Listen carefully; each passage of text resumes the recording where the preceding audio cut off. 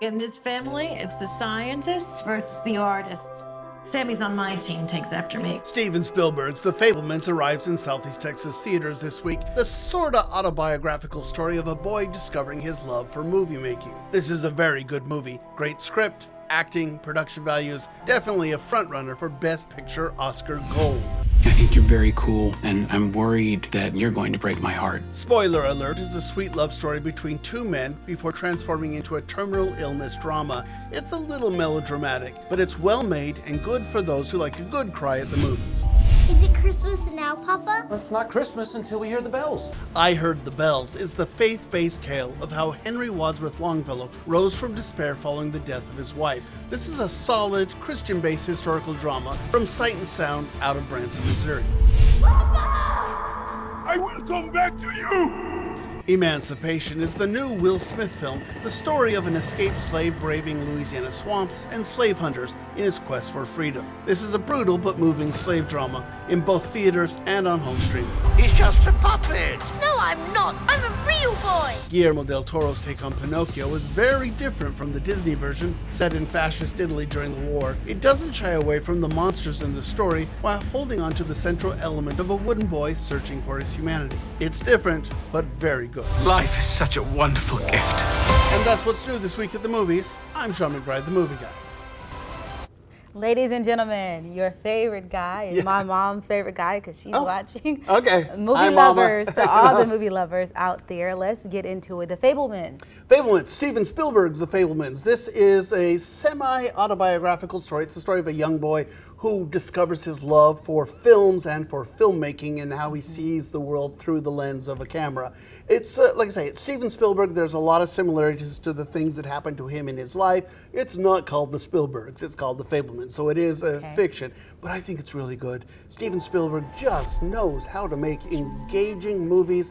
I don't think the drama in this one is anywhere near like you'd see in Schindler's List, and I don't think it's as popcorn fun as like Jurassic Park. But this is still considered to be one of the front runners to win Oscar Gold, the Best Picture category, and multiple wins. And I think it's probably still the front runner, if not one of them. So very good film. It opened several weeks ago, but did not open in Southeast Texas. It's opening this week. So if you're going to the movies this week, that's the one to see. Sounds like a fan favorite right there. Let's get over to spoiler alert. Now I was looking at this and I'm like, I think I may kind of like this one. Spoiler, this is a very interesting film. So it starts off as a little gay love story. It's Sheldon Cooper, Jim Parsons here, and he's kind of a TV nerd, and he meets the guy, and did he just meet the man of his dreams?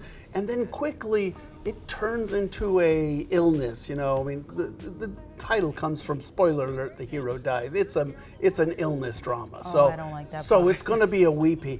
I gotta tell you, I thought it was cute. I thought these characters were the meet cute was fun. I liked the characters, but then it does suddenly get into, okay, one of these partners is got a terminal illness. Oh, I don't like that. Yeah, so okay, so sorry, but I think it's pretty good actually. If you're looking for a good cry at the movies, and sometimes you just want to let your emotions go free, I enjoyed it quite a bit. Yes, no crying for me. No crying, the okay. Holiday season. And speaking of holiday season, let's go to I Heard the Bells. And I did not get to see this one. So this is a faith-based film from Sight and Sound, which is a church that runs this big spectacle theater in Branson, Missouri. They're getting into films. I actually just saw one of their shows in Branson, a month ago, and I was very impressed with the show, and I'm pretty impressed with the way this thing looks so far. It's the story of Longfellow, who is he's a poet, and his wife has died. He's lost his faith. So it's very much a Christian type, get your faith back type of a story. It's about him writing I Heard the Bells on Christmas Day, you know, that classic carol, but it's based on his poem. So Got it. And then the highly anticipated Emancipation. yeah, and it's funny, can we talk about this without talking about the slap? So look, this was going to be Apple's Oscar nod this year, and I'm not sure it's quite that good. It's pretty traumatic. Really? Yeah, it's but I think Will Smith is pretty good in it, actually. He's playing Whipped Peter. He's an escaped slave trying to get home to his family. He hears that the Emancipation Proclamation has happened, so he wants to get to the Union troops and get free. I think there's some brutal stuff in here. You can see. I can believe that. Yeah, exactly. Really, it's kind of desaturated color. It kind of looks black and white at times. I think it's well done. It's Antoine Fuqua who's the director. I think he's a good filmmaker. don't think it's quite as good as we'd hoped it would be. Watch at your own discretion, guys. There you go. Over to Pinocchio. Well, more importantly, Guillermo del Toro's I couldn't Pinocchio. pronounce that whole Okay, name, all right. so I'll let you do But it. Guillermo del Toro is a really well-respected director. He's making a Pinocchio. I thought, do we need another Pinocchio? We just had one from Disney. Oh no, this is a very different Pinocchio. This Okay. one is set in fascist Italy, you know, where Mussolini and Il Duce is look at rising up you. there. Boy, look, this is an odd-looking film. There's monsters in this one.